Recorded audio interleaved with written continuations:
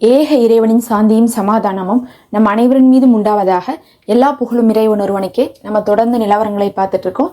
இப்போ வந்திருக்கக்கூடிய சில முக்கியமான தகவலை ஒரு தொகுப்பாக பார்க்கலாம். அதில் முதல் விஷயமே பார்த்துட்டிங்கன்னா, ஜெருசலத்தில் இருக்கக்கூடிய மஸ்ஜிதுல் அக்ஸாவில் தொழுக வைக்கக்கூடிய ஆலிம் மீது ஏற்கனவே இஸ்ரேல் தடை விதிச்சிருந்தாங்க. அவர் பார்த்தீங்கன்னா 80 வயசை கடந்தும் பார்த்தீங்கன்னா அங்கே அக்ஸாவில் தொழுக வச்சுட்டு இருக்காரு. அவர் ஒரு தடவை வெள்ளிக்கிழமை அன்று தொழுகையை முடிச்சதுக்கு பிறகு, ஜும்மா தொழுகைக்கு பிறகு பார்த்தீங்கன்னா ஒரு உரை நிகழ்த்தியிருக்காரு. அந்த உரை நிகழ்த்தியது போது என்ன பண்ணியிருக்காரு, இஸ்ரேலை பற்றி பேசியிருக்காங்க. இஸ்ரேலுக்கு எதிராக துவா செஞ்சுருக்காங்க. அதனால என்ன பண்ணியிருந்தாங்கன்னா, முதல்ல அவர் என்ன பண்ணியிருந்தாங்க, கொண்டு போய் சிறையில் போட்டிருந்தாங்க. கைதி பண்ணி போனதுக்கு பிறகு பார்த்தீங்கன்னா உடனே ஒரே நாள்லேயே வெளியிட்டுட்டாங்க. ஏன்னா இப்படிலாம் பண்ணக்கூடாதுன்னு சொல்லிட்டு ஆலிமவே கைதி பண்ணனால ஒரு பெரும் சச்சரவு எழுந்துச்சு. அப்போ ஒரு நாள்லேயே வெளியிட்டுட்டாங்க. அதுக்கப்புறம் அவருக்கு என்ன பண்ணியிருந்தாங்கன்னா 6 மாதம் தடை விதிச்சிருந்தாங்க. அக்ஸாக்குள்ள இவர் இனிமேல் வரவே கூடாது, தொழுக வைக்கிறது இல்லை, வரவே கூடாதுன்னு சொல்லிட்டு கண்டிஷன் போட்டிருந்தாங்க. அதுக்கப்புறம் 6 மாதம் கழிச்சு மறுபடியும் அவர் என்ன பண்ணியிருக்காரு, இப்போது தொழுக வைக்க வந்திருக்காரு.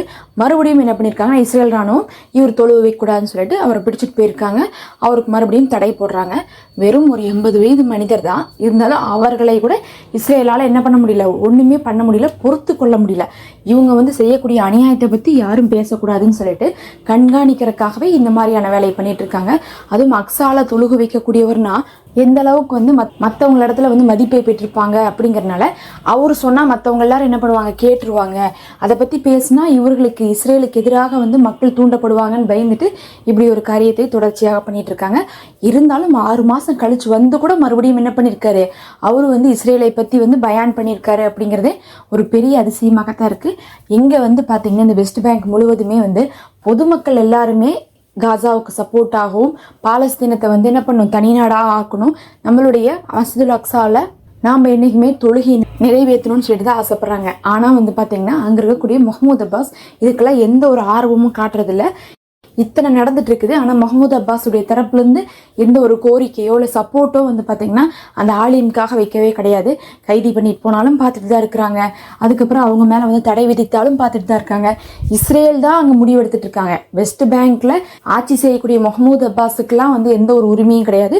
இஸ்ரேலுடைய தீர்ப்பு, இஸ்ரேலுடைய கோர்ட்டு, இஸ்ரேல் தான் என்ன பண்ணிட்டு இருக்காங்க, முடிவு பண்ணிட்டு இருக்காங்க. ஃபர்ஸ்ட் வெஸ்ட் பேங்க்ல இவங்க உள்ள அத்துமீறி இந்த மாதிரி காரியத்தை செய்யறதுக்கே இஸ்ரேலில் உரிமை இல்லை. அதில் வேற இஸ்ரேலுடைய கோர்ட்டில் வச்சு தீர்ப்பு கொடுக்கறது அப்படிங்கிறதுலாம் பார்த்தீங்கன்னா அராஜகத்துடைய உச்சம் தான் சொல்லணும். அதையும் யாரும் தட்டி கேட்காம தான் இருந்து கொண்டு இருக்காங்க. அக்ஸாவே பக்கத்தால் இருக்கக்கூடிய ஜோர்டனுடைய பொறுப்புல தான் இருக்கு. இருந்தாலும் அவர்களும் எதையுமே கண்டு கொள்றதில்ல.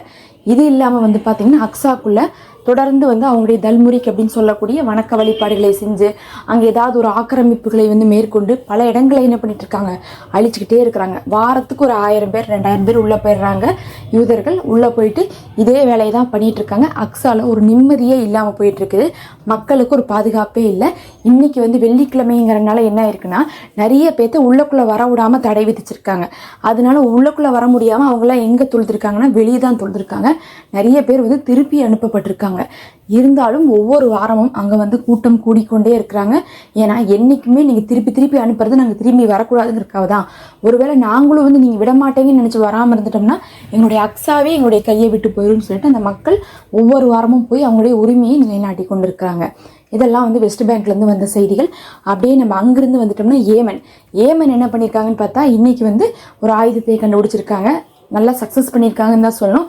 அந்த ஆயுதத்துடைய வேலையை என்னென்னு பார்த்தீங்கன்னா, கடல்லேருந்து தாக்குறதுக்கும் அதே மாதிரி கப்பலில் வச்சு அது தரையில் தாக்குறதுக்கும் அது யூஸ் ஆகும்.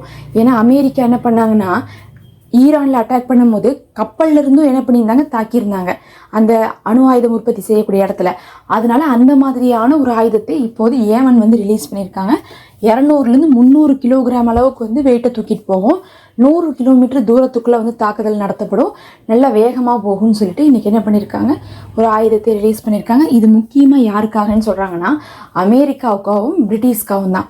அவங்க தான் என்ன பண்ணுவாங்கன்னா, இந்த கடலில் எப்போ பார்த்தாலும் ஏமன் மேலே தாக்குதல் பண்ணிக்கிட்டே இருந்தாங்க. ரொம்ப இடைஞ்சல் பண்ணாங்க. போர்க்கப்பல்லாம் கொண்டு வச்சு அப்போவே போர்க்கப்பலை போட்டு திருப்பி அடின்னு அடித்து தான் என்ன பண்ணாங்க, அமெரிக்காவை திருப்பி அமுச்சு விட்டு வச்சுருந்தாங்க ஏமன். அதுக்கு பின்னாடி பார்த்தீங்கன்னா இப்போ அமெரிக்கா வர்றதே இல்லை. முதல்ல கூட்டத்தை கூட்டிட்டு வந்தாங்க ப்ராஸ்பர்ட்டி கார்டியன்னு சொல்லி, அதுக்கப்புறம் ஒவ்வொருத்தவங்களா பிச்சுக்கிட்டு போனாங்க. கடைசியாக அமெரிக்காவும் நாங்கள் என்ன பண்ணுறோம் ஒப்பந்தத்துக்குள்ளே வரோம்னு சொல்லி பேச்சுவார்த்தையில் முடிச்சுட்டு அமெரிக்காவே என்ன பண்ணிட்டாங்க விட்டடிச்சு ஓடினாங்கன்னா அந்த அளவுக்கு ஏமன் வந்து தாக்குதல் நடத்தியிருந்தாங்க. அப்படிப்பட்ட ஏமனே இப்போ அடுத்த கட்ட தாக்குதலுக்கான ஆயுதங்களை கண்டுபிடிச்சிருக்கிறதாக வெளியிட்டிருக்குது. அப்படிங்கிறது அமெரிக்காவுக்கு இன்னும் நெருக்கடியை கொடுத்துருக்குது. இனிமேல் கடலில் வந்து பார்க்கும்போது செங்கடல்ல ஏமன் மட்டும்தான், அதை வந்து நீங்கள் கண்ட்ரோல் பண்ணுறதுக்கு யாருமே வர முடியாது. ஒரு பக்கம் வந்து சவுதி ஆகட்டும், மறுபக்கம் வந்து பார்த்தீங்கன்னா இந்த மாதிரியான அமெரிக்கா பிரிட்டிஷ் ஆகட்டும் யாராக இருந்தாலும் நாங்கள் என்ன பண்ணுவோம் விரட்டி அடிப்போம் அப்படிங்கிறதை வந்து அவங்க அறிவிச்சிருக்காங்க. அப்படி நம்ம அங்கிருந்து வந்து காசாக்குள்ளே போயிட்டா காசாக்குள்ளே வந்து தரைவழி தாக்குதல் வந்து தொடர்ச்சியாக அவ்வப்போது நடந்துகிட்டே இருக்குது. ரொம்ப கடுமையான தாக்குதல்லாம் நடந்துட்டு இருக்கு. அதில் பார்த்தீங்கன்னா கான்யூனிஸில் ஒரு வீட்டுக்குள்ளே உள்ளே வர வச்சு இஸ்ரேல் ராணுவத்தை என்ன பண்ணியிருக்காங்க ஸ்பெஷல் ஃபோர்ஸை வச்சு தாக்குதல் பண்ணியிருக்காங்க. தொடர்ச்சியாக என்ன பண்ணியிருக்காங்கன்னா காசால இருக்கக்கூடிய போராளிகள் இஸ்ரேல் ராணுவம் எங்கே போகுது எங்கே வருது அப்படிங்கிறத வாட்ச் பண்ணிகிட்டே இருந்திருக்காங்க. வாட்ச் பண்ணிகிட்டே இருந்து கான்யூனிஸ்க்கு வரும்போது அவங்க திசை திருப்பி அங்கே வர்ற மாதிரி பண்ணியிருக்காங்க. இவங்களும் என்ன பண்ணியிருக்காங்க முன்னாடி உள்ளே போகாமல் செக்லாம் பண்ணியிருக்காங்க. யாராவது இருக்கிறாங்களா, கண்ணி வெடிக்குமா, அது ஆகுமா இது ஆகுமான்னு சொல்லிட்டு எல்லாம் செக்லாம் பண்ணி பார்த்துட்டு தான் இவங்க உள்ளே போயிருக்காங்க. ஆனால் உள்ளே போனதுக்கு பிறகு பார்த்தா அதுக்கப்புறம் வந்து வெடியை இயக்கியிருக்காங்க. ஒட்டுமொத்த பில்டிங்குமே விழுந்திருக்குது. அதனால வந்து பார்த்தீங்கன்னா நிறைய உயிரிழப்புகள் அந்த இடத்துல ஏற்பட்டிருக்கு. அதுக்கப்புறம் அவங்களோட ஹெலிகாப்டர்லாம் கொண்டு வந்து என்ன பண்ணியிருக்காங்க தூக்கிட்டு போயிருக்காங்க. அடி வாங்கி கொண்டு தோத்து கொண்டு தான் வந்து காசாக்குள்ளே இருக்கிறாங்க. ஆனால் என்ன சொன்னாலும் முன்னப்படுறதில்ல, புரிஞ்சுக்கிறது கிடையாது இவங்க. அது இல்லாமல் இன்னைக்கு 2 மெர்குவாக்களும் வந்து பார்த்தீங்கன்னா தாக்கப்பட்டிருக்கு. இவங்க ஆயுதத்தை கொண்டு வர்றது கூட இப்போ பாதுகாப்பு இல்லாத நிலைமை இப்போது இஸ்ரேலுக்கு ஏற்பட்டிருக்கு. அங்கே இருக்கக்கூடிய காசாவில் இருக்கக்கூடிய போராளிகளுக்கு ஆயுதம் கிடைக்கக்கூடாதுன்னு நினைக்கிறாங்க. ஆனால் இவங்களால ஆயுதத்துடைய வண்டியை கூட வந்து என்ன பண்ண முடியல, தரை வழியாக கொண்டு வர முடியல. ஏன்னா எங்கெங்கே கண்ணி வெடி வைக்கிறாங்கன்னு தெரியாமல் இஸ்ரேலே வந்து ஸ்தம்பித்து போய் கிடக்கு.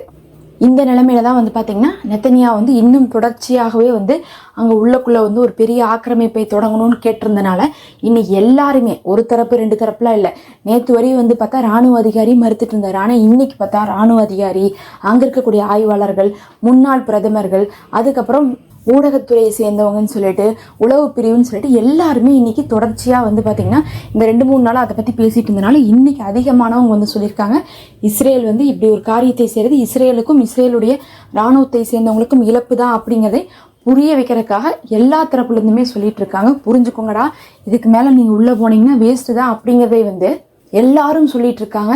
ஆனாலும் வந்து நெத்தனியாகும் பிடிவாதமாக இருந்து கொண்டிருக்காரு. அதை நம்ம என்ன ஆகும்னு சொல்லிட்டு பொறுத்திருந்து பார்க்கலாம். அது இல்லாமல் நம்ம நேற்று சொல்லியிருப்போம் அமெரிக்காவிலிருந்து ஒரு விமானம் விபத்துக்குள்ளாச்சுன்ட்டு. அதுக்கு பிறகு இன்னைக்கு வந்து ஒரு முக்கியமான கம்பெனி என்ன பண்ணியிருக்காங்கன்னா அமெரிக்காவுடைய ஏர்லைன்ஸ்லேருந்து நாங்கள் இன்னைக்கு வந்து எங்களுடைய சேவையை நிறுத்துகிறோம்னு சொல்லிட்டு நிறுத்தி வச்சுருக்காங்க. தற்காலிகமாக நிறுத்திட்டு என்ன பண்ண போகிறாங்கன்னா பழுது பார்க்க போகிறாங்களாமா. ஏன்னா தொடர்ச்சியாக அங்கே ஆக்சிடென்ட் நடந்துகிட்டே இருக்குது. பேசஞ்சர்ஸ் ஃப்ளைட் கூட நேற்று என்ன இருக்குன்னா 70 பேர்த்தோட வந்து கிளம்பி போய் திடீர்னு ஒரு கோளாறின் காரணமாக ஒரு இடத்துல நிறுத்த வைக்கப்பட்டிருக்கு.